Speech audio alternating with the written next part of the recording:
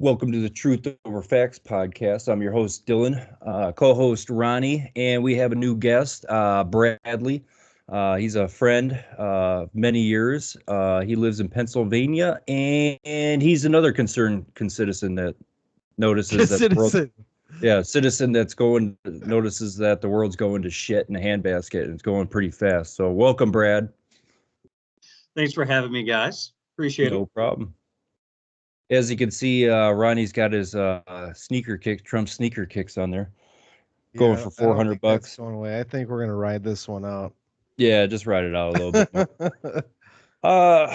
Well, let's see what's on the agenda. We just had the State of the Union address with the old man, the Crypt Keeper. The big giant shit show and just the big giant massive rant of an old guy. He can't even complete a sentence. The guy was mumbling through. Kamala Harris standing up every 2 seconds was bullshit and just it was just a ridiculous State of the Union. I don't even Her know neck spoke more than her. Yeah. I mean, it's just like as soon as I saw Kamala, I was like, where the hell have you been the last 4 years? Like it's just like they kept kind of like how they kept Biden in the She was down at basement. the border, dog. Right. Yeah, didn't you know she was tasked with fixing the problem with the border? We did it, Joe. We opened it. Like everything else in her career, she did an amazing job. She failed upwards. Yeah. Didn't she sleep her way to the top to become like was she the DA of California or something like that? Well, wasn't she was dating the mayor of San Francisco or something like that? Yeah, she was like, and he said that like basically, if she was driving down the road, he wouldn't step out in front of her because she would just run him down since he had exhausted his usefulness. Yeah, she was a booty call. Yeah. Well, she was like 20 something at the time, and he was like in his 60s, I think. Yeah. When they got busted or whatnot, and she's just like, "Oh, how do I cover this up? I'll marry a white guy." Like, the old switcheroo. Got a problem? Just marry a different race. They should call her the bullfrog, dog. Yeah, but the You see her sitting there, her neck is just shit like, show. it's like pulsating when she's just sitting there. I mean, But listen, she loves Venn diagrams. She's a huge fan of Venn diagrams. Right. And electric school buses. Gotta get the electric school buses. It's a national imperative. Yep. Get your shot, get the clot shot. But it's just ridiculous. It was so infuriating watching the State of the Union with Biden because he's like the whole time he kept repeating like inflation's going down. And it's just like, where are you shopping at, dude? Like, inflation isn't going down. It's Eggs going are up. $4 goddamn, damn it. Right. And I haven't heard a chicken shortage. It's not like chicken nuggets at McDonald's are $50, Mm-hmm. So well, anytime you go to the grocery store anymore, no matter what you're going in for, it's at least $50. Like you just always spend it. It's like I got 4 items and it's $50. Yeah, and that's just it. And that's why the credit card debt is skyrocketing right now, is because everybody's filling in the gap with their own income that hasn't kept up with inflation. So now they're racking up credit card debt. And it's only a matter of time until a big giant debt tsunami hits, and that's probably within the next year because now the banks are failing and shit.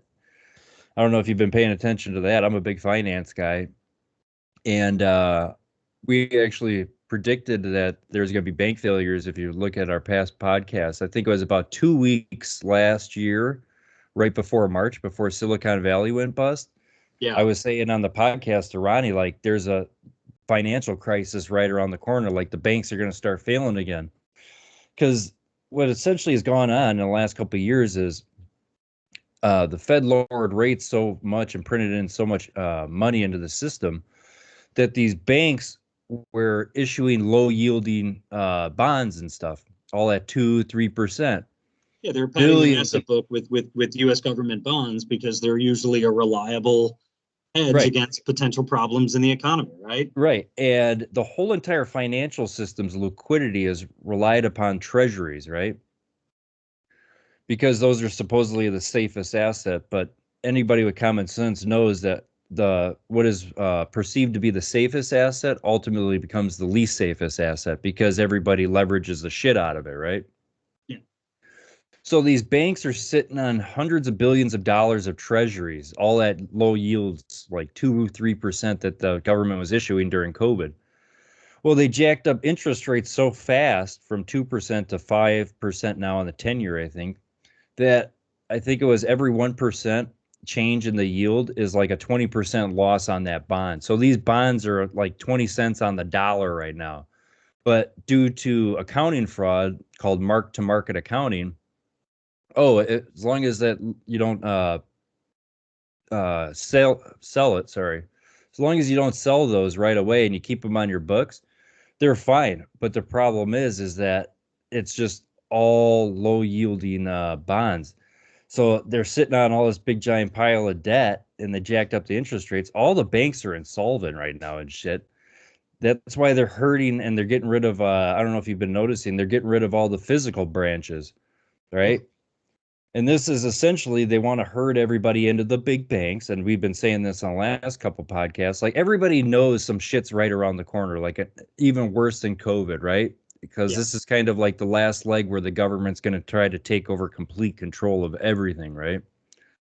So I said on the podcast that they're herding everybody into the big banks and then they'll pull the plug. They'll do a cyber attack. This is our own government, I'm saying, that's going to be doing this. They'll do a cyber attack. And I was just telling a guy at work, they're going to do a cyber attack. And he goes, why would they do a cyber attack? I said, well, you're in your 60s. You're about ready to retire. Wouldn't you go to war if they started blaming China that did a cyber attack and wiped out your 401k? I said, we're Americans. We never take accountability. We just we want to blame somebody else for it when it's our own government screwing us over, So he was just kind of like in denial about it. But I said, like, they'll do a cyber attack because it's very similar to like how COVID was.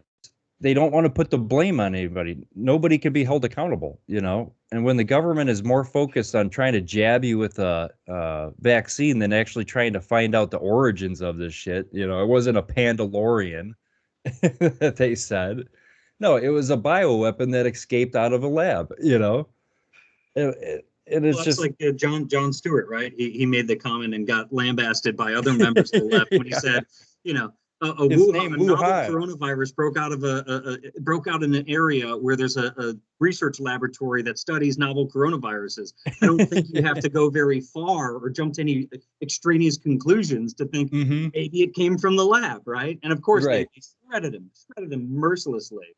Yeah, and that's just where we're at now with the whole entire. I was just talking to Ronnie before. Now Congress wants to ban TikTok. Dylan, this is America. This is America. You fucking you bloody. Bastard bitch, fuck you bloody.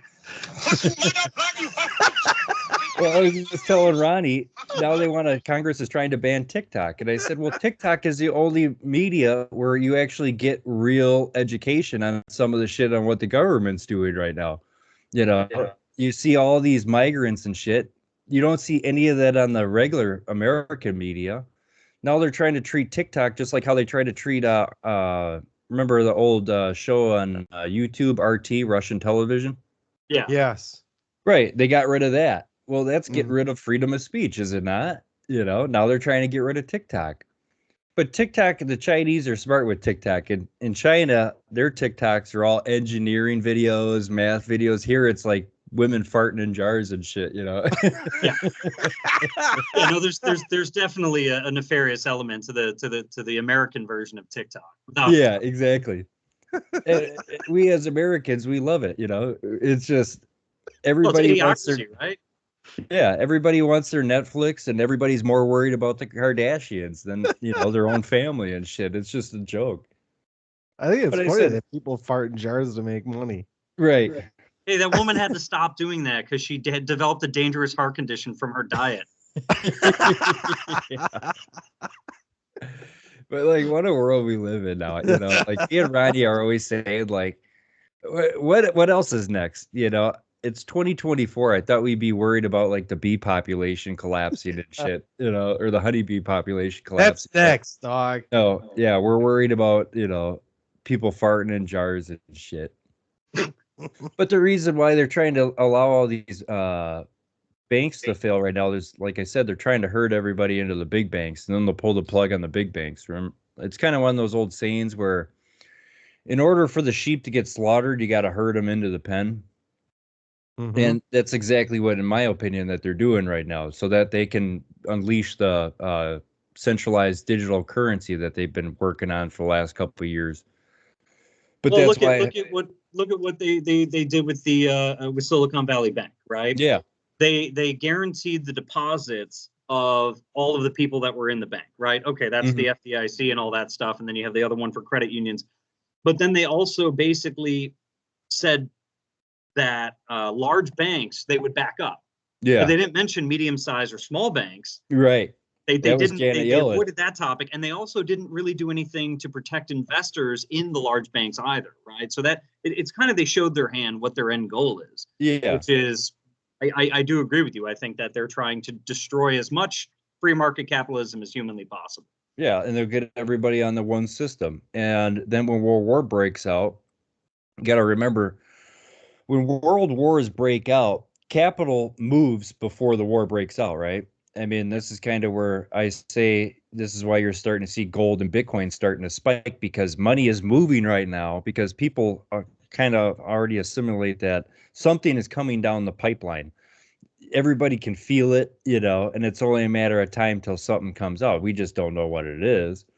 But what I'm saying is that, like with Silicon Valley Bank, I think it was something like only 20% of those deposits were actually, every bank is supposed to have reserves for their bad loans.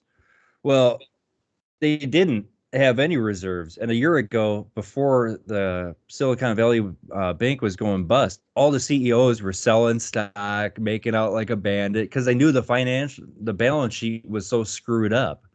Yeah. And they had all these billions of dollars of treasuries on their books. But wasn't that what the CEO of Silicon Valley Bank did?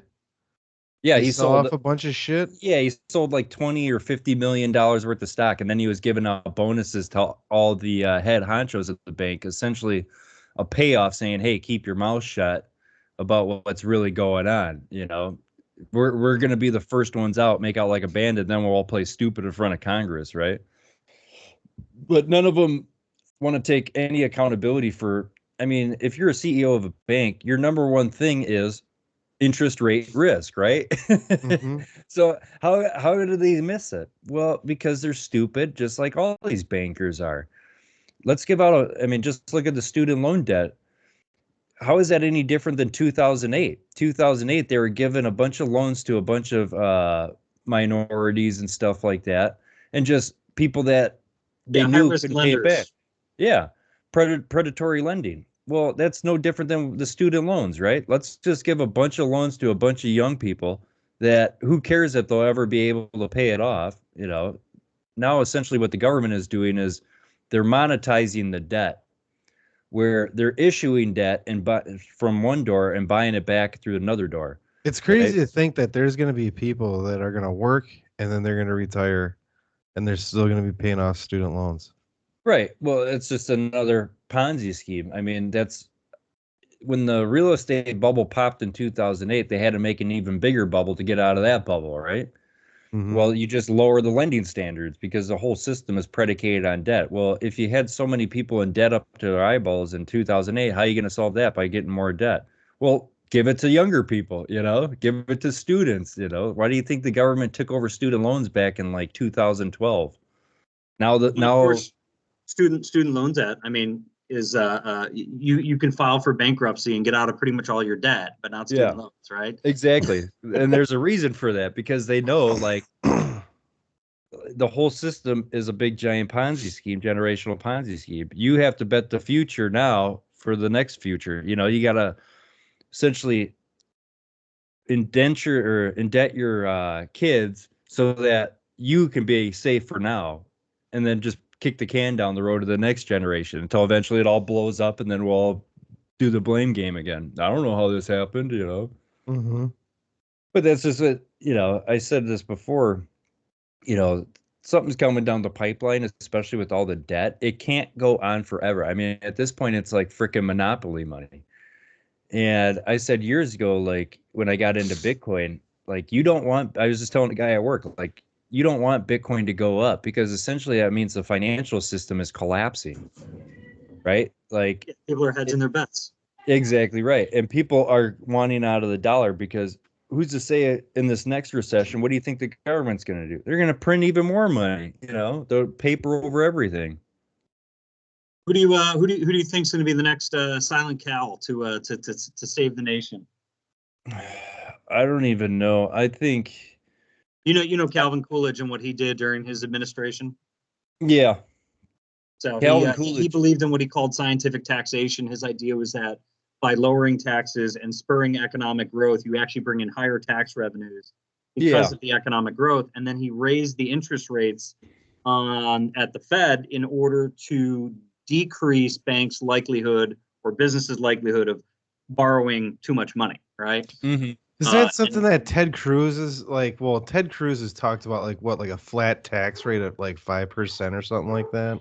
Yeah, they call it like a consumption tax. They're trying to come up with instead of a sales tax, and they want a consumption tax because we're consumers. 70% of our GDP is consumption.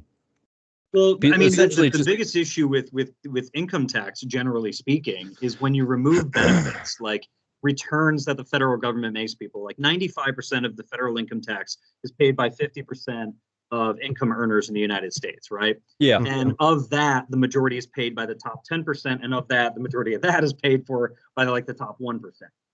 Because when you take away like a child tax credit or something like that, it offsets, right? So you're not actually paying everything that you're paying in taxes because of the returns the government's making to you. The only people that actually are paying taxes are basically the top 10% of the country. But they're not taxed enough, of course. Yeah. Just tax everybody except the illegal people, Freedom isn't free, damn it.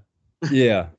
But to get back to Calvin Coolidge and that whole what do you call it? The silent scientific? Well, no. He called it taxation is his theory. And so it was raising the federal interest rates. It was decreasing the taxes on the citizenry, and then also cutting, crazy concept, absolutely absurd, out of left field, cut government spending. Yeah. My goodness. One of the things that always pisses me off is even like what Trump did. Trump cut taxes. Yay, great, awesome. Less taxation, better for everyone. But then he didn't cut government spending. So of course, yes, that's deficit spending. You have to reduce. It gets even bigger. We need a guy like Milei, the guy that was just elected in Argentina. Yeah. Whose whole thing is like, did you see the video with the different departments on a board? Yeah, he's just throwing them off. Oh, that's gone. That is gone. That is gone. And then they had their first surplus in like a year or 100 years or something. Yeah. Well, that's just it. But I said this before. After 2008, the government became the economy. Like it's that whole what is it? It's the economic term, Keynesian economics, where the government, when there's a depression or whatnot, the government has to spend in order to prop up the economy. But it's a demand side recession. Yeah. Keynesian economics does not work with supply side recessions, which is why the economy right now is in such dire straits, right? Because with the demand side recession, you give people money, they spend, it pulls itself out. But when people have money, which listen, after the end of the pandemic, and I'm going to do the quotes every time, at the end of the pandemic, people had record amounts of money saved for several decades, right? But they couldn't buy anything because there was nothing to purchase. You couldn't go anywhere. Right. So they just created a big giant, essentially a bullwhip effect of artificial demand, where you had people on lockdown, they had a bunch of money that couldn't spend it. Some of them were smart, paid off their debts and stuff. But also, once they unleashed and everybody out and from lockdowns and stuff, everything spiked up in price. You had this big giant surge of demand and stuff, and all these companies, mainly corporations, were like, "Oh, this is all real. We got to maintain, these profits." It was all fake and artificial to begin with, right? It's kind of like a big giant stop and go with the whole economy. What's crazy is we were talking before about like the idiocy of a lot of middle management and corporations and things, right? So when I was working for the company I mentioned before, I won't say any names at this time, but They deal a lot in supplemental commercial motor vehicles. So when you need a peak in demand and you need additional equipment, they're there to help you out. Or if your vehicle is in for major repairs, they're there to help you out, right? So in like 2010, 2011, the rental short-term supplemental side of our company generated the highest revenues they'd ever generated in the entire history of the company, right? And the people down at headquarters goes, well, next year we're going to make even more money. And I went, Right. That makes no sense, because if you're a business owner and you just spend a tremendous amount of money, because obviously renting equipment is more expensive than long-term leasing or purchasing outright, right? Right. Why would you think that the business owner would just rent again the next year? What you're going to see is you're going to see an increase in vehicle sales, used vehicle sales. You're going to see an increase in vehicle leasing, but day-to-day rentals, week-to-week rentals, you're not going to see that. So what ends up happening is they project that we're going to make even more money the following year. My suggestion, lowly peon, low-level me, with a limited understanding of economics, apparently, said, why don't we just try to hit those same numbers or come close to those numbers, but let's focus on improving our margins and actually make more money than we did the prior year. But that's not what they did. They set these really grandiose goals, and then when they blew those goals, completely failed to attain those goals, then they fired a couple thousand people. And that's just it. You have these morons running these companies. I mean, you see so many, we talked about this kind of in previous, all the zombie companies who were created with all these cyclically declining interest rates for the last 40 years. Well, they can just keep refinancing and rolling over their debt, but now that's completely reversed. The bottom of it was in 2020. Now interest rates are going to keep going up, and I've been saying this before. Interest rates have to hit 11, 12% in order to wring out all that inflation and stuff. But guess what? If they do that, raise the interest rates up to 10 or 11%, all the banks fucking implode.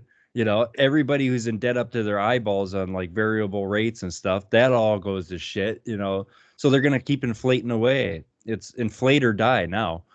They can't raise interest rates. I mean, that's what Volcker did after the disastrous Carter administration. And it's also, I refer to Biden as Carter 2.0, even worse.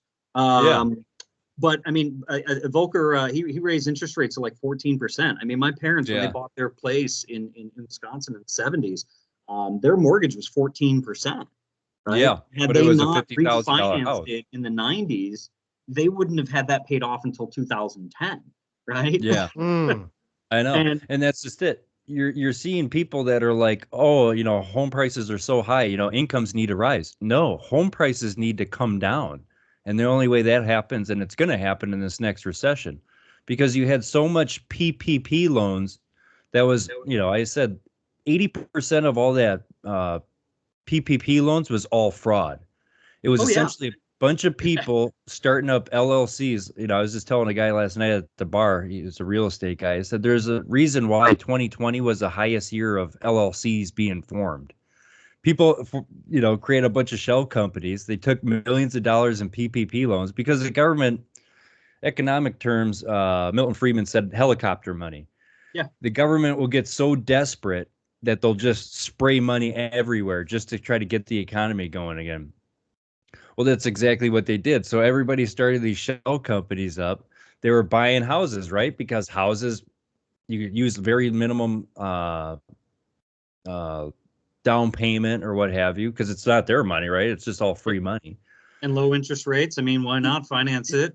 Right. And that's just it. And then sooner or later, you can take that house, suck out the equity out of it, go buy another house, right?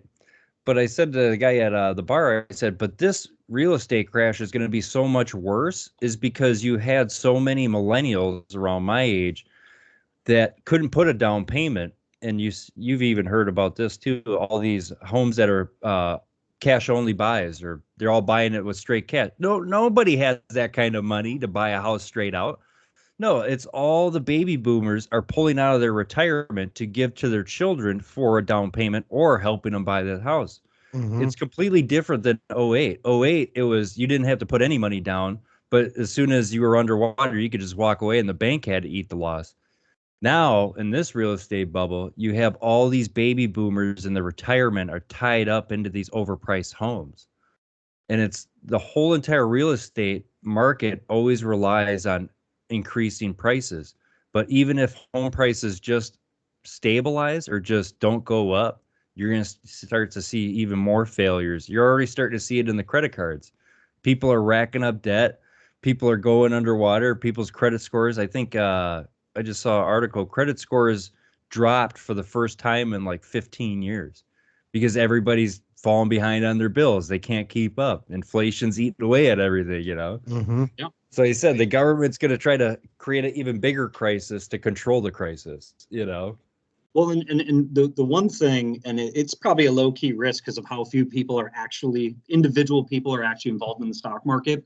Mhm. But right now, you know, the general thing is when you're working at a company, you put money in your 401k, right? Because historically, NASDAQ and Dow Jones on average have earned 8% year over year, which is far better than inflation has been historically. Yeah. But what I think you're going to start to see is people are going to stop because they can't afford to put that extra 5 or 10% away. Yeah. And you're going to see a massive slowdown in the average middle class, maybe even lower upper class, their investment levels in the stock market. Mhm. I think that's something we're going to see in the next year or two. Yeah. It's kind of I my think- like own low key little idea, but Yeah. I mean, I said this, I don't know, I think it was last podcast I said, I pulled out all the money on my 401k when I switched jobs because I was like thinking to myself, well, and this is kind of like they've been bringing up more and more Social Security. Oh, it's going to go bust. And I'm like, well, Social Security is public. 401ks are private. It's only a matter of time. You know, Social Security went bust back in the 90s when Congress raided it, you know. But it's only a matter of time until they start going after everybody's 401k to supplement and subsidize social security, because Social Security will be the new UBI, the Universal Basic Income. It's been that way for 100 years or whatnot since the Great Depression. But they'll steal your private 401ks, right? That's why I said they're going to herd everybody into these big banks and they'll pull the plug. And then once your 401k gets wiped out, they'll all say, see, this is why we need to have Social Security, because the private sector always fails. But it was them that did it. People that can still work, that jobs haven't been over to like artificial intelligence, those people will receive a universal basic income as well then? Or For no? what? Because the artificial intelligence is taking over their jobs? Yeah. Well, those people will, because they, they'll either have a hard time finding another job or they just won't be able to find another job. well, What about did those either of you people- guys read Andrew Yang's book, The War on Normal People? no, I didn't. But didn't he want to come up with the universal basic dividend or something? Well, so his whole argument was, the primary point of the book is he talks, I think it's the top 5 jobs that in the next 20 years, let's say, will be replaced by AI, right? Yeah. And it's not like, for instance, he brings up the example of ultrasound, like the doctor, radiologist, right? Mhm. So the radiologist goes to school for 12 years and all that, puts all this money into it. But a computer can interpret the shades of color on an ultrasound or an MRI better than the human eye can.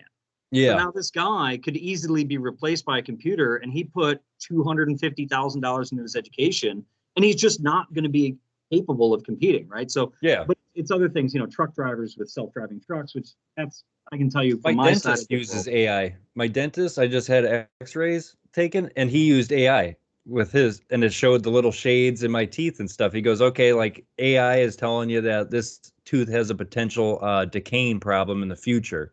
It's not a cavity now, but just like exactly what you said with the different shades and everything like that. Yeah, Yep, I had that literally, with it's my just, it's a dentist. limitation of the human eye to even see it, right? Yeah. We can't Well, interpret it the same way. But so he talks about those jobs being eliminated, and then one of his suggestions, and I do believe that the free market system is the mother of invention. I do believe that new jobs will come about that we can't even conceive of now, right? Like somebody in 1895 couldn't conceive of anything that we're doing right now and all of the jobs that were created. But I also think that if it moves too quickly, it would be massively destabilizing, right? Oh, yeah. And that, we would have massive unemployment. Like labor force participation rate is down historically.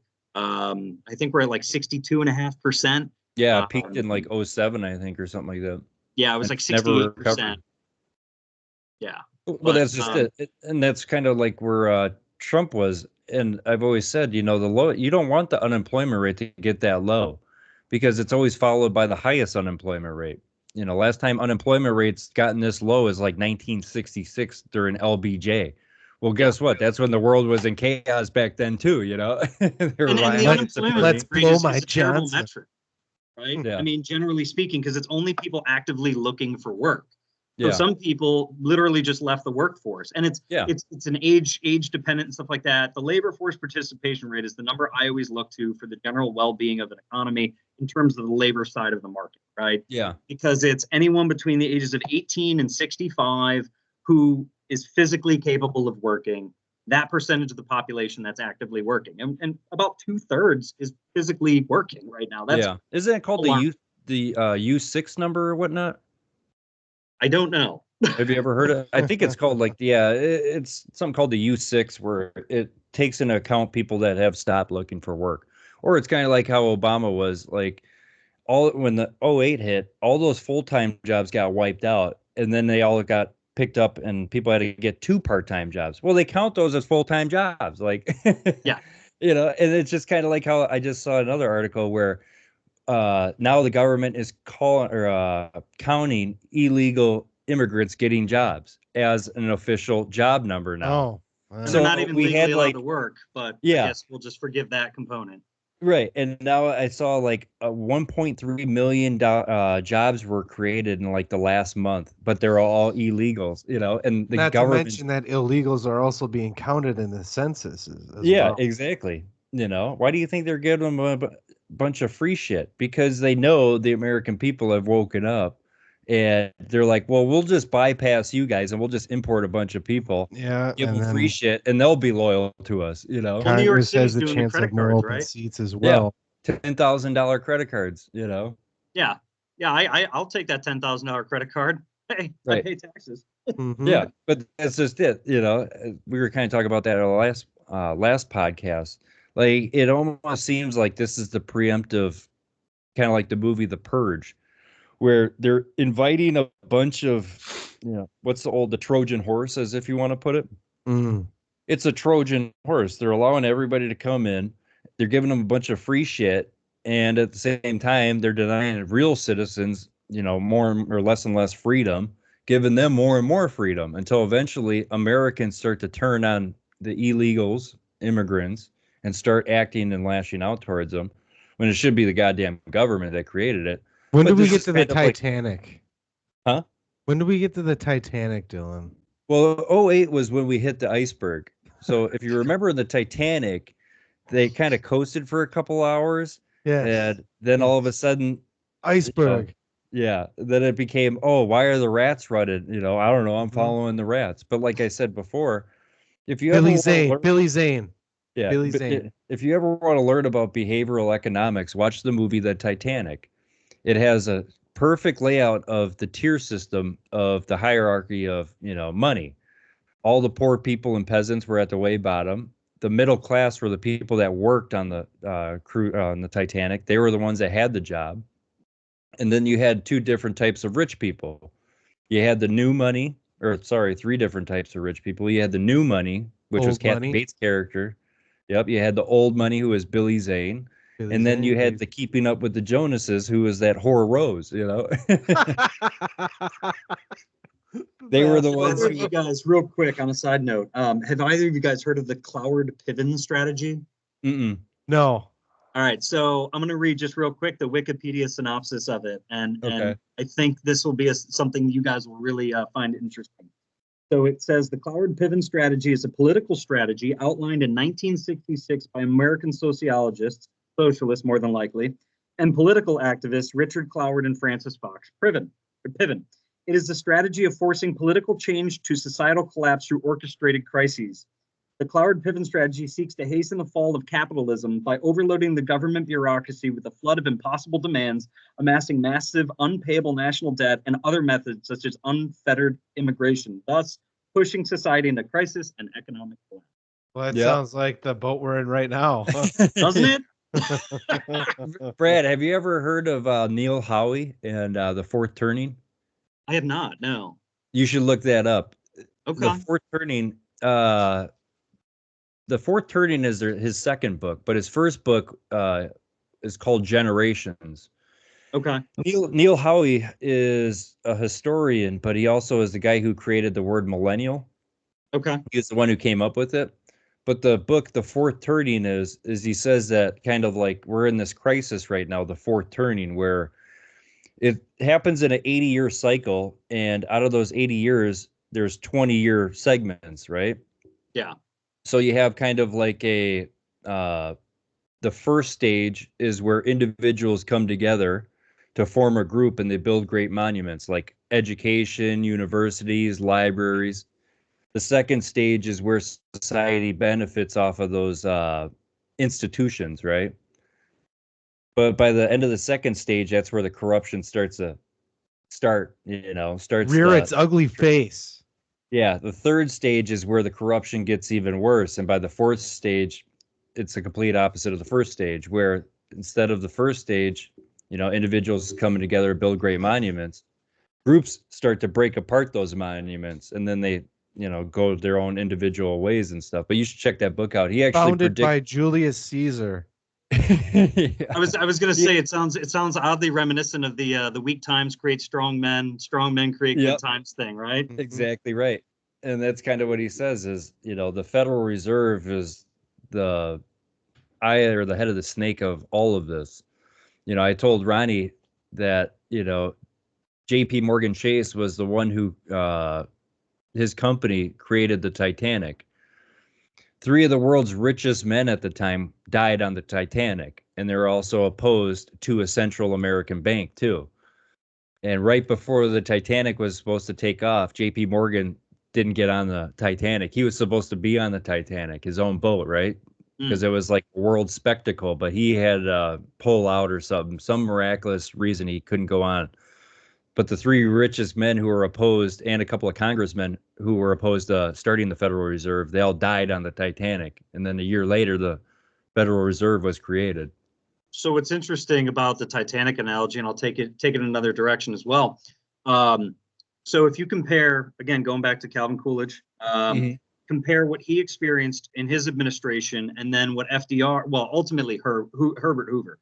And Herbert Hoover historically is totally misrepresented.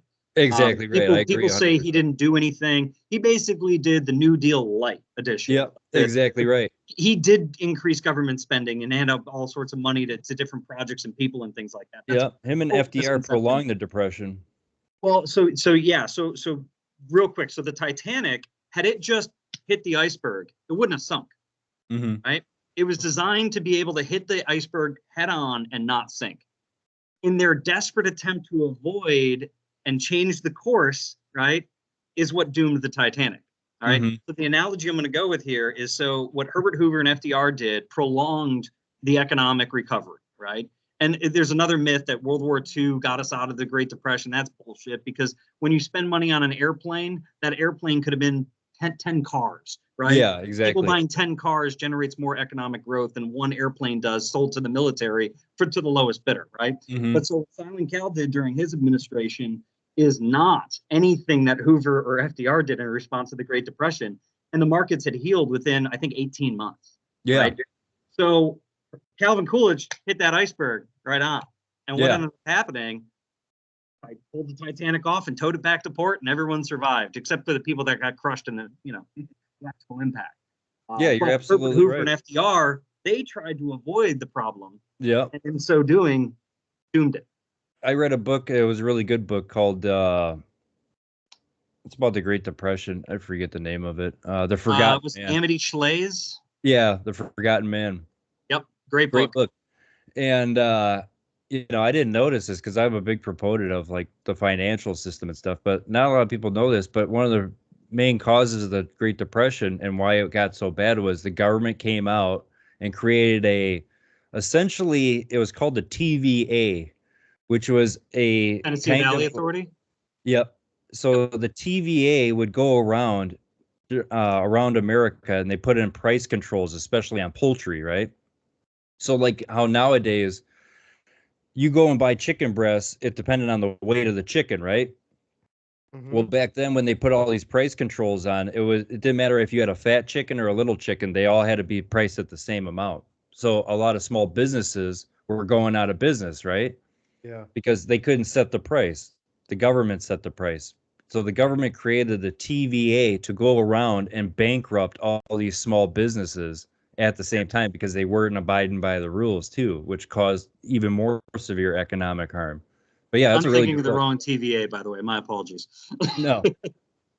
But yeah, there was the TVA was essentially like a government agency that was created to go around and bankrupt small businesses who were not falling in line with the price controls. More like a mafia don dog. Right. Well, yeah. I mean, I always said when I went to school, my plan was to be a teacher, right? Mhm. And I just didn't like what they were telling me and like how to teach to students because I was 19, 20 years old. I had just done it, right? And I was like, Yeah. you guys are dumb. Like this isn't going to work. Right? Yeah. But Who needs algebra? yeah. Well, it was more the methodology and stuff like that. The whole like ridiculous notion of public school systems today, generally speaking. And we wonder why our public school systems in shambles. And Right. their theories haven't actually been tried out in real life, and everyone's just a guinea pig at the end of the day. Yeah. But one of the things I'd always thought, because my background was in economics, history, political science, right? It's social studies, generally speaking, with a focus in 19th and 20th century American history. But one of my favorite things, and I had planned if I was teaching an economics class, is have you guys ever read the short paper I, Pencil? No. Mm-mm. Okay. So it's essentially the story of the creation of a pencil, written by an economist in the early 1900s, I want to say. And it just goes through the litany of different people and processes and things that it takes just to make a standard number 2 pencil, Mhm. right? And at the end of reading that, you go, how the government do this? Like you can't, that's why planned economies fail. Yeah. Because somebody's getting the wood, somebody's shipping the wood, who built the boat to ship the wood, who hired the men, who grew the food, all these different pieces, all just to create one simple thing like a pencil. And to think that the government can pick winners and losers and dictate to the economy in general, it's absurd. It's crazy. Well, that's just it. The government right now has always been that way. They pick winners and losers, and that's socialism, right? There's no free market. In capitalism, there is no bailouts whatsoever, right? That's where the word capital comes from. If you have capital, where does capital come from? Capital comes from savings. Where does savings come from? From underconsumption. You have to save money by under consuming so that, an entrepreneur or whatnot can start a business or even loan out that credit to an entrepreneur. But the government doesn't do that shit no more. Every single time the big corporation fails or what have you. Ronnie, you sleeping? No. No, I hear you. Every time something fails, like Silicon Valley, the government, we the people, the taxpayer, we get all that bad toxic debt. And they keep putting it on the public balance sheet. So they siphon off all the bad shit on the public or on the private sector's balance sheet. And now they accumulate it on the public balance sheet. And it just keeps going that way until eventually just all implodes, So you indicated, and just a difference in economic terms, I would actually say that we're not heading towards socialism or communism in the US right now. We're more akin to Hitler's Germany circa like 1938, like mercantilism. Fascist. Well, yeah, fascist, definitely. When the sitting president of the United States during a State of the Union address, it tries to intimidate the Supreme Court. Right. It reminds me of a switch in time saves 9, when FDR, in order to force through a lot of his policies, which the Supreme Court was going to strike down, threatened to pass the court back then. Right. Yeah. And I think what we need to do with that is we need to actually pass a constitutional amendment resetting a lot of the things, like take the nuclear option in the Senate. That should be, that's what it is. 60-40, you don't mess around with it.